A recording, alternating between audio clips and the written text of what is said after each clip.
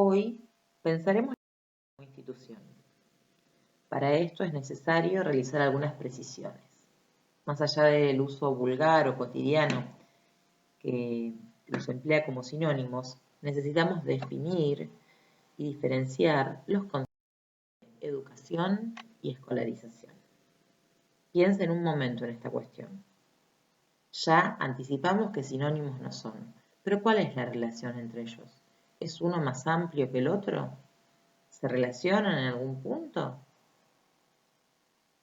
¿Cuál preexiste al otro? ¿Hay una relación de inclusión? Educación es el concepto más abarcador. Existe desde los orígenes de la humanidad. Podemos definirla desde su acepción más tradicional como el proceso de transmisión de saberes de generaciones adultas a generaciones jóvenes. Muchos son los agentes que educan, los agentes educadores. La familia, el grupo de amigos, el club, la sociedad en general, los medios masivos de comunicación, entre otros. Igualmente esta definición es cuestionable porque hoy en día no solamente la transmisión se da de adultos a jóvenes. Sin ir más lejos, pensemos en el uso de la tecnología y la cantidad de veces que los más pequeños nos enseñan a los que tenemos más años cómo utilizar determinados dispositivos, nietos enseñando a usar el celular a sus abuelos, niños explicándoles a sus padres cómo utilizar aplicaciones de videoconferencia. Dijimos también de la educación que existe desde los orígenes de la humanidad. Habiéndola caracterizado, vamos ahora a pensar y a mirar un poco el concepto de escolarización. La relación es que la escolarización está incluida en la educación. Es parte. Podemos decir que la escuela es una forma exótica de la educación. No es natural. No existió siempre. Y así como no existió siempre, puede dejar de existir. Es un constructo histórico. Esto quiere decir que en un momento histórico determinado se inventó. Se inventó, no existía. Y siguiendo determinados intereses y fines, por ejemplo, formar al ciudadano, formar al futuro obrero, en función de esos fines, en función de ese sujeto barra producto que tenía que formar, la escuela se organizó en torno a rutinas y rituales. Rituales como el saludo diario a la bandera, la conmemoración de las efemérides y el respeto por los símbolos patrios. Rutinas como la formación en fila, tomar distancia, marchar en orden hacia el aula. Estas rutinas fueron tomadas de otras instituciones.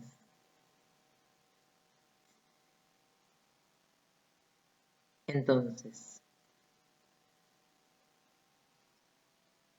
podemos decir que la educación es el concepto más amplio y una de sus formas, una forma exótica, es la escolarización.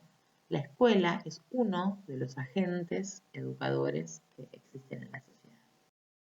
Yo les decía hace un rato que la escuela, a través de los fines que perseguía, fue adoptando de instituciones que la precedían algunas cuestiones, rutinas, rituales, organización. Vamos a ver la relación de la escuela con otras dos instituciones, con el ejército y con la fábrica. ¿Cuáles eran las características del ejército que la escuela heredó o eligió adoptar? Hacer fila, tomar distancia, el sonido de la campana para indicar el comienzo o el fin de las actividades, los turnos para organizarse, la obediencia, la disciplina, el uso del uniforme, los castigos corporales. Con respecto a la fábrica, la puntualidad. La escuela tenía que entrenar la puntualidad del futuro operario. El timbre, el día en la fábrica y cada uno de los turnos comienza y termina con un timbre. De la misma forma en la escuela. Las sanciones por llegar tarde, por no producir bien. También los premios, ¿no? El premio a la producción, bueno, esto en la escuela también se va a dar. Las tareas, la eficacia, el trabajo en sectores, en las fábricas, el trabajo en aulas y grupos en las escuelas. Entonces, la escuela. Podemos decir que es una institución social, porque fue instituida, no existió siempre y de esa misma manera puede dejar de existir. Es una forma exótica de educación. Esto quiere decir que podría ser de otra manera. Es una construcción histórica y política. Es una institución moderna, no en el sentido de actual. Moderna porque surge en la modernidad, junto con la ilustración, las ideas del predominio de la razón, el enciclopedismo. Política porque no es inocente, busca determinados fines para los cuales va a actuar en consecuencia. Política también porque responde al grupo hegemónico. De hecho, cuando hablamos de educación dijimos que existe desde el principio de los tiempos, de la humanidad. Y con respecto a la escuela, hay algo que tenemos que recordar y es que en principio no fue para todos. De a poco se fue ampliando el círculo del área de incumbencia de la escuela, pero en principio fue para varones blancos de clase alta y después fue extendiéndose.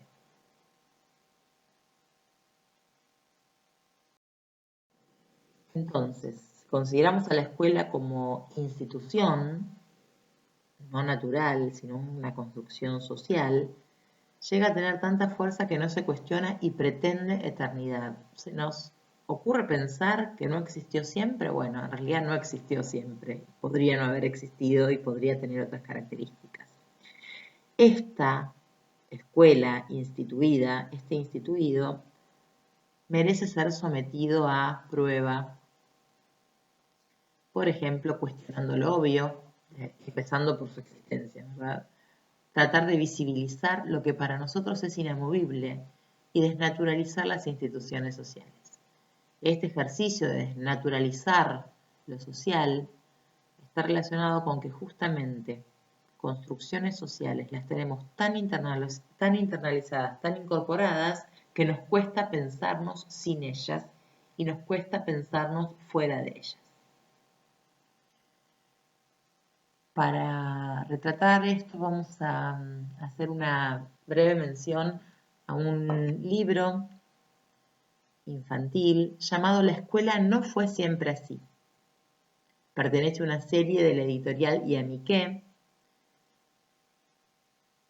que nos propone recordar que las cosas no fueron siempre así, porque no son naturales y porque fueron evolucionando de acuerdo a el avance o a la necesidad o a las diferentes funciones y perfiles que pedía la sociedad o el mercado.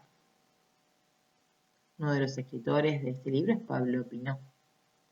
Bien, este libro comienza diciendo, propone un ejercicio de extrañamiento y dice así: llegas a tu escuela después de un buen desayuno y al entrar al aula descubres que tus compañeros son todos varones. El maestro es el boticario que vive cerca de tu casa y tu mejor amigo lleva colgado un cartel que dice travieso. Te sientas en un pupitre duro e incómodo, mientras desde su tarima el maestro indica que escribas con un palito sobre una tablilla de arcilla lo que va a dictar en latín. ¿Qué haces?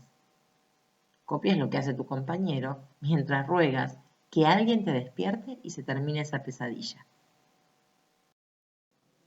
Piensas que se trata de una broma de tus amigos y te desternillas de la risa. Buscas refugio en el aula de al lado, donde te toca aprender aritmética con la ayuda de un extraño artefacto.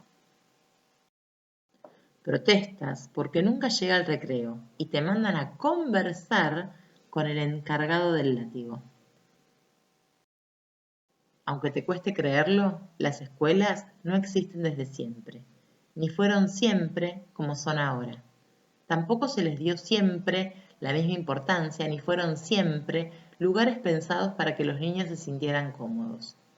Hubo épocas que funcionaron en cobertizos húmedos y sombríos, y otras en las que se las construía como si fueran palacios. Hubo escuela para unos poquísimos alumnos y escuelas que tenían un maestro para 500 niños.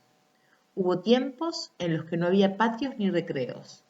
Los varones estaban separados de las niñas y los alumnos rebeldes o los más lentos eran duramente castigados.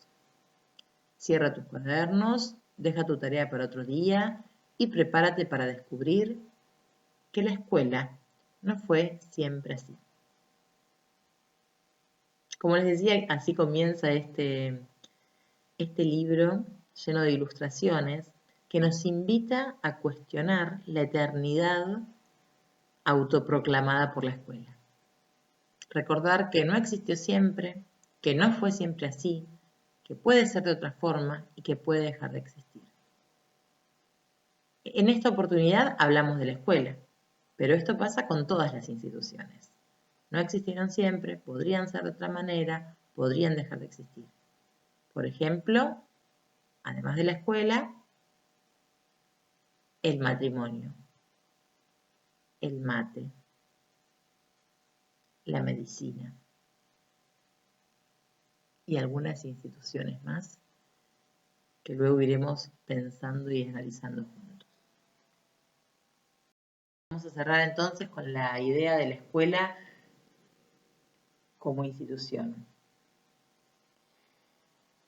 En este sentido vamos a pensarla no como un edificio de ladrillos, sino en términos simbólicos. Aquí es donde tenemos que entrar en la dinámica de instituido-instituyente. Instituido como aquello que nos precede, instituyente como aquello que quiere traer una novedad, nuevas ideas y romper con aquello que está instituido. Lo instituido es lo establecido, lo fijo, lo estable. Son las normas, los valores, las rutinas. Es una fuerza conservadora que busca perpetuarse y se ancla en el pasado. Las frases preferidas del instituido son siempre lo hicimos así, o el mito de todo tiempo pasado fue mejor. Es rígido en tanto busca que las cosas sigan igual, que se mantenga el status quo para poder seguir estando en el lugar principal. Por otro lado tenemos el instituyente, que es una nueva idea que viene a desterrar la actual. Entonces, como tiene que desterrar y correr y romper algo que está fijo, dado y que no se cuestiona, el instituyente tiene que tener ciertas características. Cuestionar, ser crítico, buscar la innovación, ir más allá de lo acostumbrado y de lo aparente, proponer un cambio y mirar al futuro. ¿Qué le va a pasar al instituyente? Cada vez que intente romper con lo instituido, va a encontrarse con resistencia y va a rebotar una y otra vez, porque el instituido va a reforzarse para no ser desplazado. Después lo que va a pasar es que si eventualmente el instituyente es lo suficientemente creativo, perseverante y también insistidor y logra imponerse para poder quedar en el primer lugar, en el lugar de poder, va a tener que tomar las características del instituido. Para que no lo desplacen va a tener que ser fijo, estable, rígido. Y de esa manera asegurar su permanencia. Hasta acá vamos a llegar en esta instancia pensando a la escuela como una institución. Yo no voy a decir nada más, voy a dejar algunas preguntas. ¿Podemos pensarnos fuera de la escuela? ¿Sin escuela? No desde lo físico y material, como por ejemplo en periodo de aislamiento, sino desde lo simbólico. ¿Qué hay de la escuela en nosotros? ¿Cuánto dependen de la escuela, la sociedad y el mercado? cuán funcional es la escuela a ellos. ¿Cómo imaginamos otras escuelas posibles? Los invito a quedarse pensando